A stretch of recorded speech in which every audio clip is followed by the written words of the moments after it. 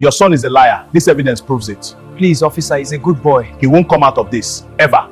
Principal, I'm innocent. I swear. Innocent? You will regret ever coming to this school. But sir, please.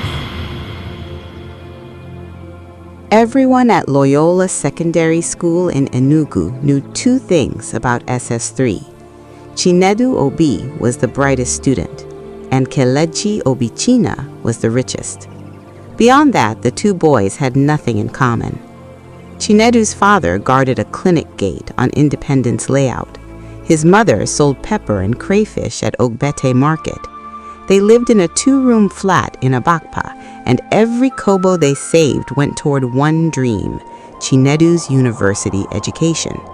The boy had never disappointed them, first in class, every term, every year, without fail. Kelechi arrived at school each morning in a silver Camry with a driver. His father was the state commissioner for works. He was an average student who nobody remembered for his grades, but everyone remembered for his money. He bought lunch for friends. He wore his uniform like it embarrassed him. 2 weeks before WAEC, someone broke into the principal's office and stole the examination papers.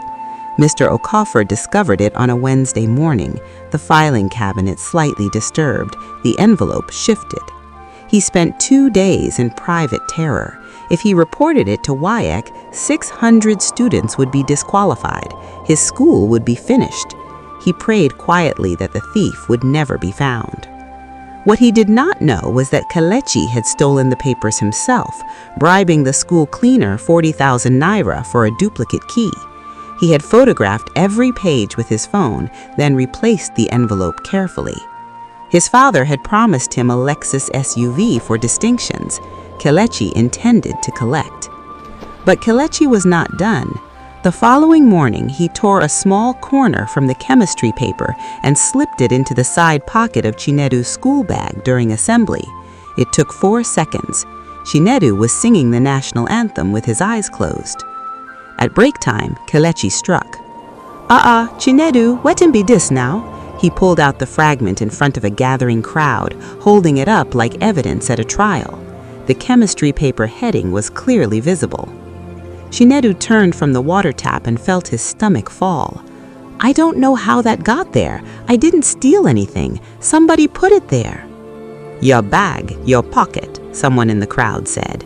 People laughed. Within an hour, he was in Mr. Okafor's office. I am disappointed in you, the principal said, not offering him a seat. You, of all people, the brightest student in this school. Say, I am being framed. Why would I steal papers? I don't need them. Please. Mr. Okafor looked at the boy for a long moment. Something in Chinedu's eyes made him hesitate, that particular terror of the genuinely innocent. But Chinedu's guilt was clean and convenient. It closed the matter that had been keeping the principal awake for 2 nights. He called Chinedu's parents.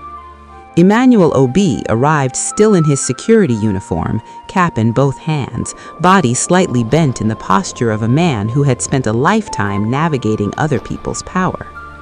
Please say, my son is not a thief. I know my son. The evidence is clear, Mr. Obi. Chinedu watched his father beg. He had never seen that before. Something shifted permanently inside him that afternoon, in that office, watching his father's hands tremble around that khaki cap. It made no difference. Chinedu was expelled with 2 weeks to WAEC. The school reported him. WAEC banned him for 2 years. The scholarship his mathematics teacher had been quietly preparing him for, 4 years of engineering at UNN, vanished overnight. His siblings were mocked at their own school. His mother stopped attending St. Patrick's Cathedral. She could not face the eyes. Kelechi wrote WAEC with the stolen papers in his memory, 7 distinctions. His father threw a party in GRA with a live band and a cake shaped like a car. The Lexus was waiting in the compound with a red ribbon on the bonnet. Chinedu spent 2 years loading trucks at Ogbete Market and washing cars on Agbani Road, his brilliant mind with nowhere to go. At 19, he retook WAEC, passed with 8 A's, but the windows had closed. He enrolled at the Polytechnic, paying fees by tutoring other people's children in the same chemistry that had destroyed him. The irony was not lost on him. He just stopped mentioning it. 5 years later, Kelechi came back to Enugu with a business administration degree and a bigger car, posting photos with captions about God's favor. Chinedu was still in the polytechnic, calculating how to stretch 1,500 naira across the week. Then, one Thursday night at a lounge on Obiagu Road, Kelechi got drunk and generous. "You people don't know the things I have done," he told his friends, laughing. "That Chinedu boy from Loyola, the brightest local boy, I framed him. I stole the papers, put a piece in his bag, and they expelled him, banned him for 2 years. The fool thought he was going to university." He raised his glass. "Me, I got everything." He did not notice the young man 2 tables away recording with his phone. The video went viral by morning, 400 shares before 9 a.m., spreading through every Enugu WhatsApp group and Facebook page. Chinedu's family watched it, hired a lawyer, and went to the police. "That video could be edited," the officer said. WAEC wrote back 3 weeks later. The case was administratively closed. Reopening it would require considerable institutional review. Loyola School released a statement. They had acted on the evidence available at the time. The newspapers didn't touch it. Chief Obichina's advertising money reached further than justice did. Social media raged for 1 week, then moved to the next scandal. Kelechi claimed he had been drunk and joking. People accepted it because his father was powerful, and acceptance was easier than truth. Chinedu is 35 now. He works as an accounts clerk, earning 90,000 naira a month. He and his wife Ngozi and their 2 children live in a rented flat in New Haven. Kelechi has a government position that appears on no real organizational chart, 400,000 naira a month for work that does not exist.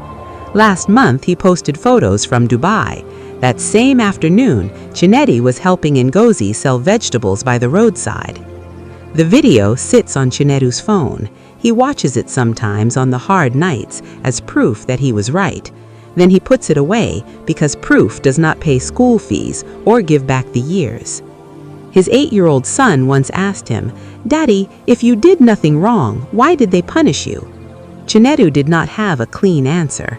He said, "Life is not always fair, but you still have to be honest even when others are not." It was the truest thing he knew. It was also the thing that cost him everything. This is not a special story in Nigeria. It is a common one, told in markets and bus stops and over quiet evening meals in modest flats. The names change, the school changes, the powerful stay powerful, the wronged stay wronged, and justice remains a word people say in church, somewhere between the offering and the closing prayer.